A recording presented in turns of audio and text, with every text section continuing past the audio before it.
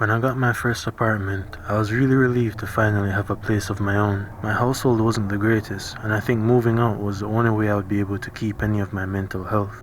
I got to decorate it in the way that I wanted. I jumped onto Craigslist trying to stay on a budget and started looking for a flat screen TV. I always wanted one ever since I was a kid because we always had the ones with the big backs.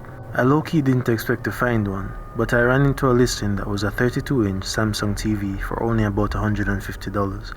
It seemed like the steal of a lifetime. I got in contact with the seller right away and started asking questions because the price seemed really low, so I wanted to find out what was wrong with it before I got too excited. He explained that he kind of just wanted to get rid of it because he got a new one but didn't want to lose all of his money. I noticed he sounded really polite on the phone. To be honest, almost too polite, like one of those customer care workers reading off of a script. We agreed on a time to meet and I went to the address one day after work. As I stepped out of the car, there was a woman next door looking out her window and waving at me excitedly. I found it kind of weird, but then I waved back and then turned and tried to text the seller to tell them that I was there. He said I can let myself in because the door is open. I found that kind of strange because this isn't really the neighborhood that you leave your door open in. All the other houses had extra security measures like grills and guard dogs as far as I saw. There wasn't much I could say about it, so I just stepped in and asked if anyone was there. The house wasn't too bad, pretty tidy, with plastic wrap on most of the couches.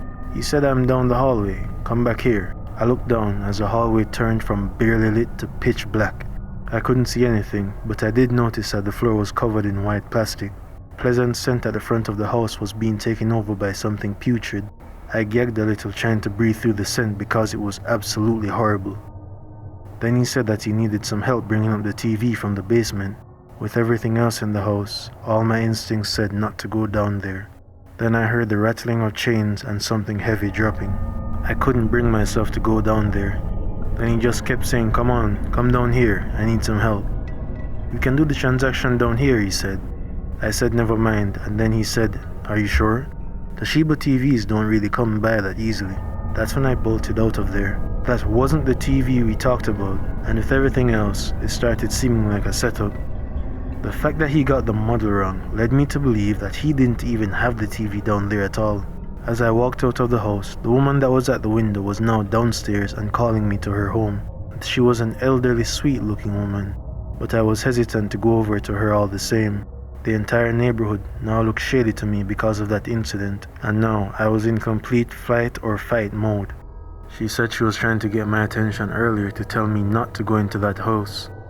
She looked distraught and clearly fearful, so I asked why, and she just kept saying that the house has an evil presence in it, and that it started when that man moved in recently. I'm not really big on the paranormal, but I have to admit that when I walked into that house, there was a heavy dark feeling in there. She begged me to leave as soon as possible and never come back. I went back to my car, and from the window of the house I could see the man looking at me. I could only see his eyes through the blinds, but something about them creeped me all the way out. I took the lady's advice and booked it out of there at full speed. I wanted to call the police, but really, there was nothing to go on except a feeling and some plastic, so eventually, I had to let it go. Sometimes my mind does wander back to it though. What was his plan? Why did the basement smell so awful? And who was that man? All these questions may very well go unanswered for the rest of my life, and that may be what haunts me the most. I'm a 22-year-old female. I was looking for a new couch for my apartment, and a friend had suggested Craigslist. I had never used it before, but after finding one at a price that was too good to be true, I was amazed at the sight. I started wondering why everyone didn't use it. The seller had a black leather couch that would fit my style perfectly. I sent him a message, and within an hour he got back to me with a time and place to pick up the couch. He said he got off work kind of late and apologized that he would only be able to get it to me at night. I said no problem, since he seemed genuinely apologetic. Whenever I'm going anywhere I don't know, I tell my mother, my father, and my best friend just in case. I hopped in my car, plugged the address into my GPS, and I was off. During the drive, I ended up on a road with mostly overgrown grass on either side. There was almost nothing to be seen in the pitch blackness. Upon finally arriving at the house though, I became growingly concerned. The place looked broken down, and the grass looked unkempt. Against my better judgment, I tried to push my first impressions aside and knocked on the door. I think I just fell in love with that black leather. It would have felt like a waste taking the hour-long drive out here. A man opened the door, and as I stepped inside, he made extra effort to close the door behind me before I could. I think he noticed my reaction because he just said, "I have to be careful in this neighborhood." I could see the couch in the living room as soon as I stepped in. It looked like the couch was practically falling apart.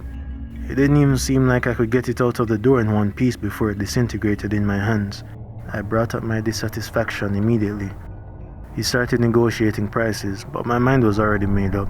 As I walked towards the door, he grabbed my shoulder with some force and said he could give a pretty girl like me for free. All I have to do is be willing to give him something else. He was disheveled, with stains all over his sweatpants. The entire house smelled like cigarettes and booze. I said not a chance and left, moving swiftly down the stairs of the front porch. He stood at his door smiling, with a creepy look on his face. I distinctly remember saying "pervert" under my breath, then driving off. I took a shower to get the feeling of that creep off of me, then sat in the living room in my towel. I had started doing this more often because it felt far more comfortable, and since no one else was in my apartment, I was free to. Later that night, I was sitting in the apartment watching TV when I heard the doorknob being fiddled with. I asked, "Who's there?" and the person said maintenance. But I know I've heard that voice before. Whoever it was made sure to be out of the sight of the peephole. I know maintenance has a key to my apartment, and they always call first to verify I'm home. I felt uncomfortable, so I said everything's good, hoping that they'd go away. After that, there were a few seconds of silence. Then, he tried breaking the door down by force. He began kicking the door over and over. I screamed out loudly, wondering who the hell this was. He then said, "Don't you still want the couch, baby? I'll teach you some manners real good for walking away from me." That's when I realized exactly who it was. I was shocked that he tracked me all the way back home. The commotion started to alert people in the building, and my neighbors came out to check. One of them took a golf club and whacked the guy in the face. He then fled the scene. Police got involved, of course, and after reviewing the footage, they found the man. He was a serial rapist and murderer who had been on the run for months now. The house I went to was abandoned, but they found a laptop with pictures of either victims or targets. Along with those were all the information he had on them. Somehow, he had used my Craigslist to track down my apartment. At that point, I decided to find a new apartment as soon as possible. I changed my emails and hired a cybersecurity team. I don't know if I'll ever use Craigslist again because of the amount of stories I've heard about creeps on there.